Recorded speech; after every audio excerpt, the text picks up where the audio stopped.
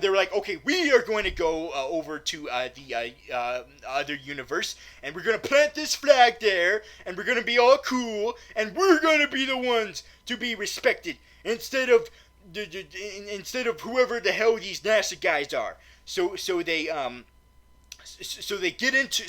activate the machine somehow without being outside of it, and they each get inside of the machine, inside of the craft, with their own,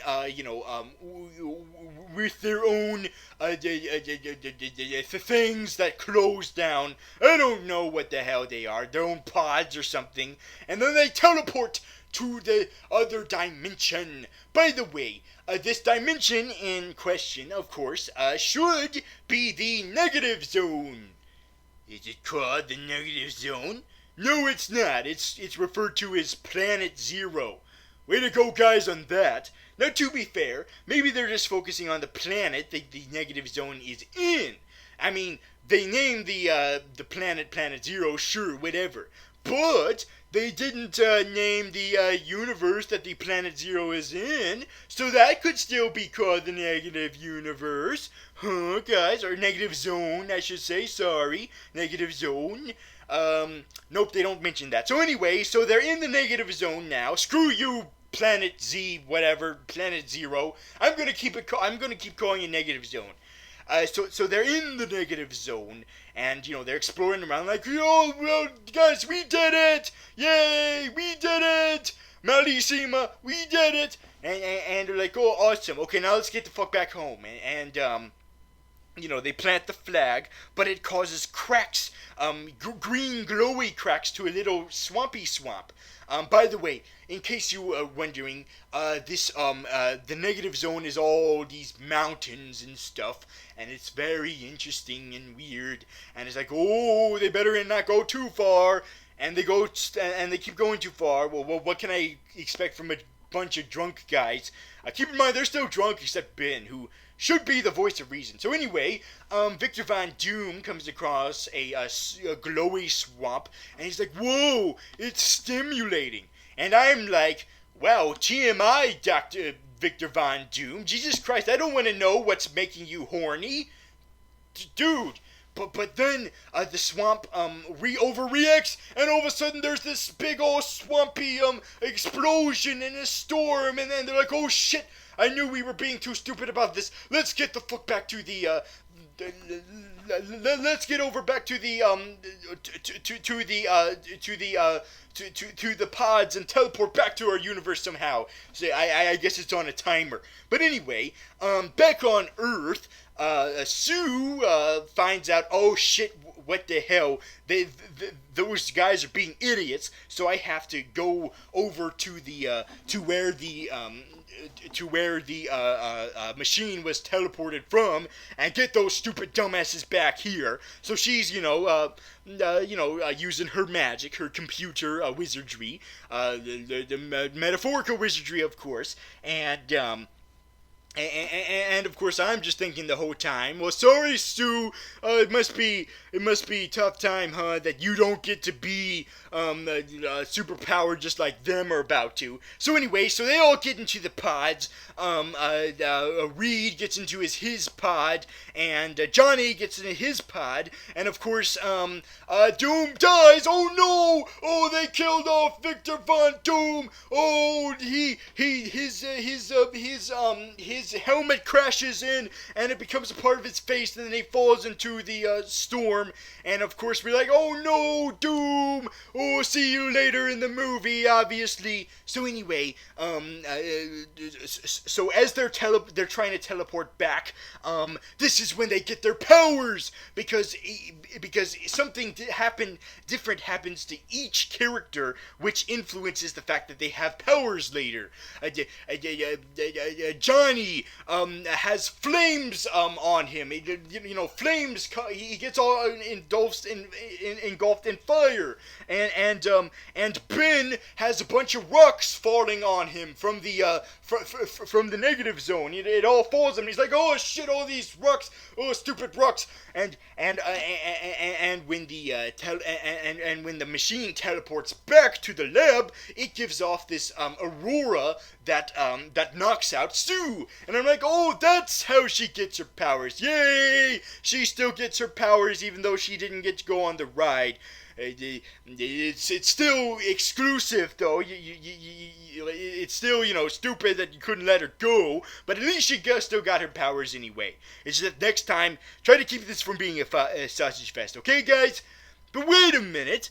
How did Reed get his stretchy powers? As shown when we have that Saving Private Ryan-esque moment where he's waking up and it's all flames everywhere, and Johnny Storm is on fire.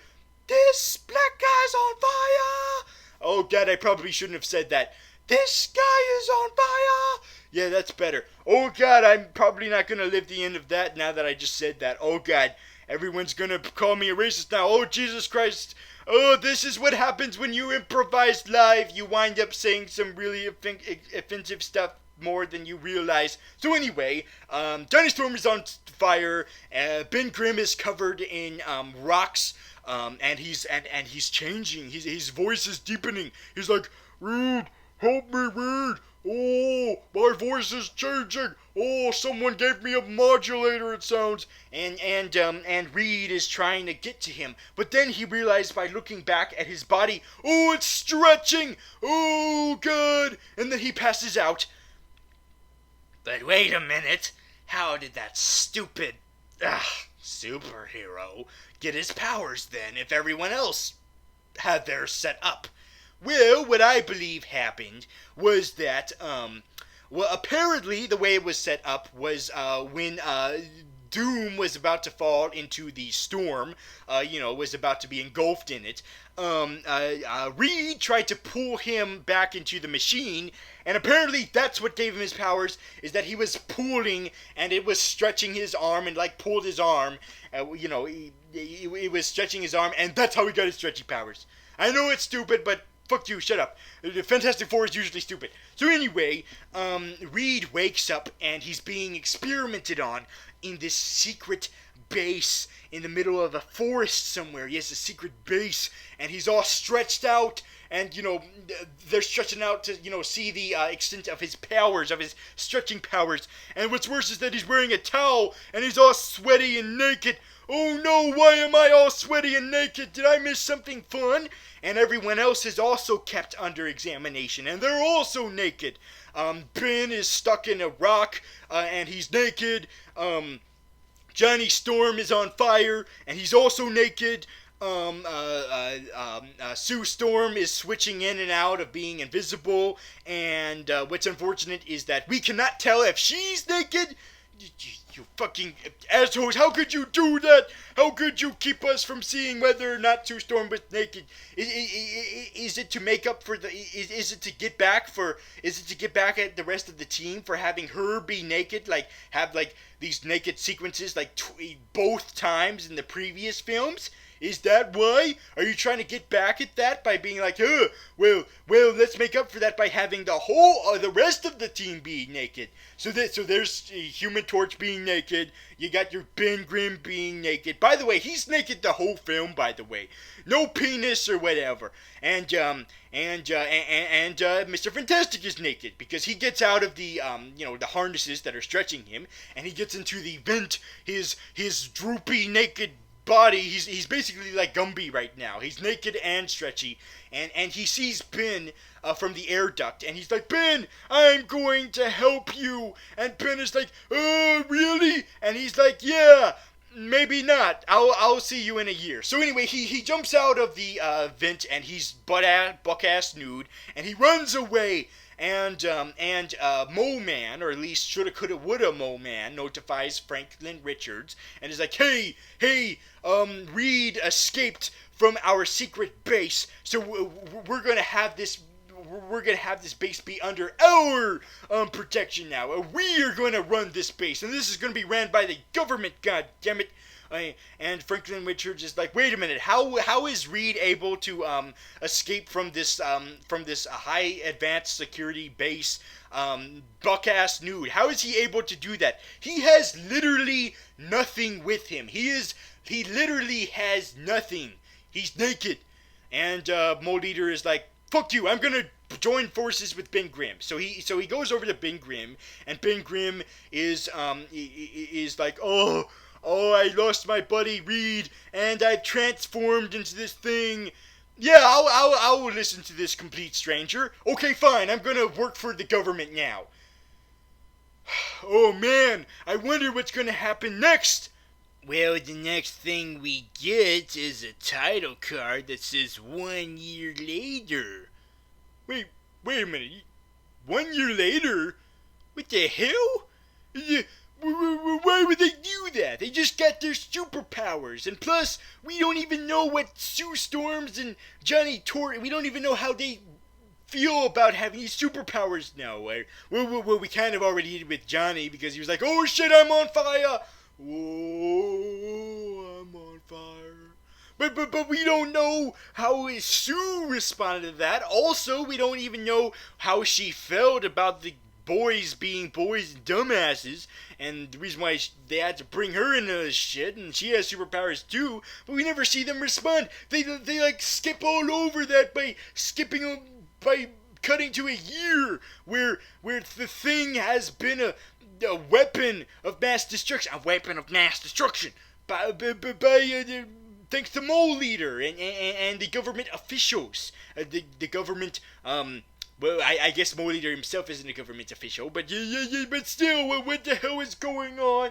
And why would they cut all of that out? We didn't even see, the thing coming to terms or reaching grasp of what he is now. They just cut straight to, yep, it's been a year now since that happened. And Mr. Fant4stic has been on the run, so I guess Marvel scientists are like, they all have to go, be refugees, running away from the law, like Bruce Banner, should I say, David Banner. But anyway, so yes, so Reed Richards has fleed away from them, and he's been in hiding. And wait a minute, wait just a minute. Are we supposed to like him for that, though? I mean, he's supposed to be a likable character, and he seems a little bit unredeemable right now. I mean, he left his best friend, who just got mutated, just because of him, his fault. Like, all Ben had to do was just stay in that bed, being all sleepy Betty bye, but no, Reed had to suck him into this, drag him into this. Now he's a big old rock monster because of Reed, and Reed's like, no, screw you, I'm gonna run away and disguise myself as a Latino Mexican or something, and hide in Central America. You friggin' douchebag! Why aren't you making him likable? I'll tell you why. Because no one's supposed to be likable. Everyone is hateable. Everyone wants to kill everyone. Well, that might be the case in your universe, but on our universe, we want to root for the good guys. We don't want to keep thinking, like, why the fuck would they do this douchebaggery thing? We want them to do non-douchebaggery things. And I don't understand why Reed was in hiding this whole time and didn't even try to free Ben and try to fix Ben. He's just been like a hermit. And it would at least be redeemable if Reed put it upon himself to go back.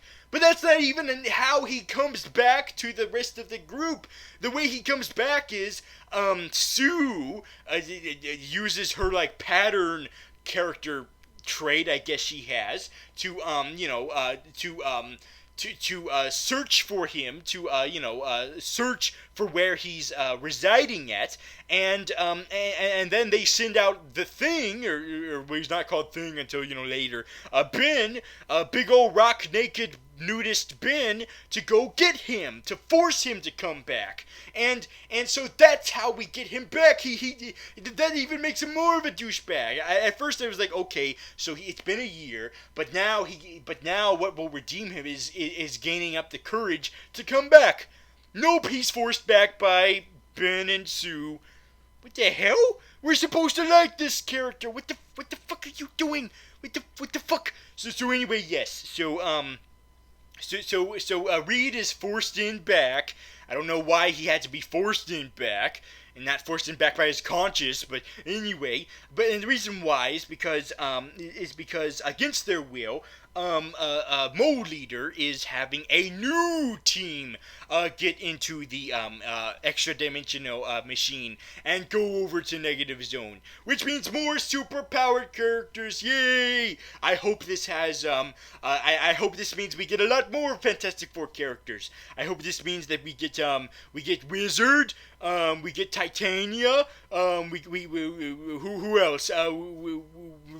We get Tundra, we get Pastepot Pete, also known as Trapster. We get Dragon Man. We get Puppet Master. I hope Nova is there. Not the Nova from Guardians of the Galaxy.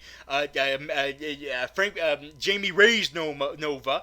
I hope we get a whole bunch of people. I don't think we ever get these astronauts' names.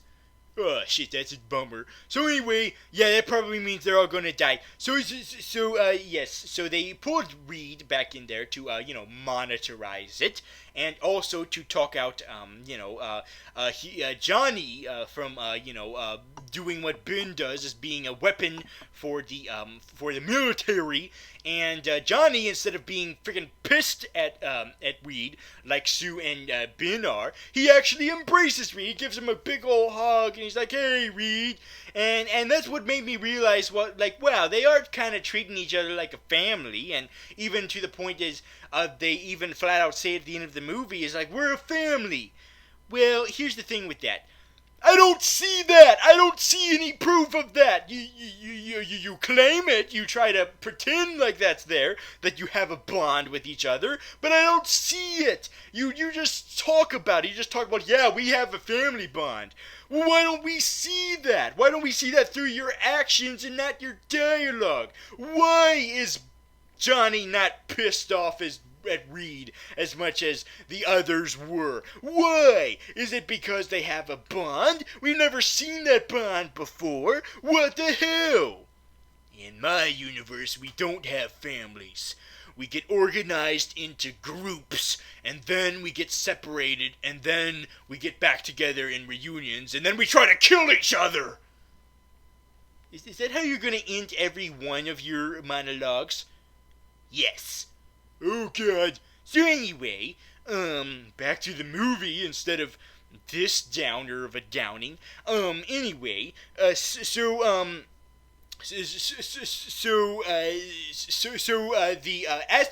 new astronauts get over back to the Negative Zone. The original, ones, with Reed and Sue and Ben, they can't go back because they've been given a slap on the wrist. So instead, we got these other astronauts to go.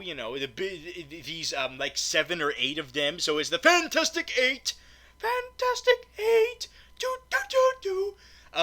So they are in the Negative Zone now, and they're like, hey, we're not gonna be freaking drunk idiots like the previous ones. We're gonna take this seriously. Oh, wait a minute. We sense from the sensors an organism heading towards us. This is interesting. I don't know why we're not losing our shit about the fact that something is coming towards us. And then we look in the distance, and it's this mysterious figure with the cloak, and it turns out, oh, it's Doom.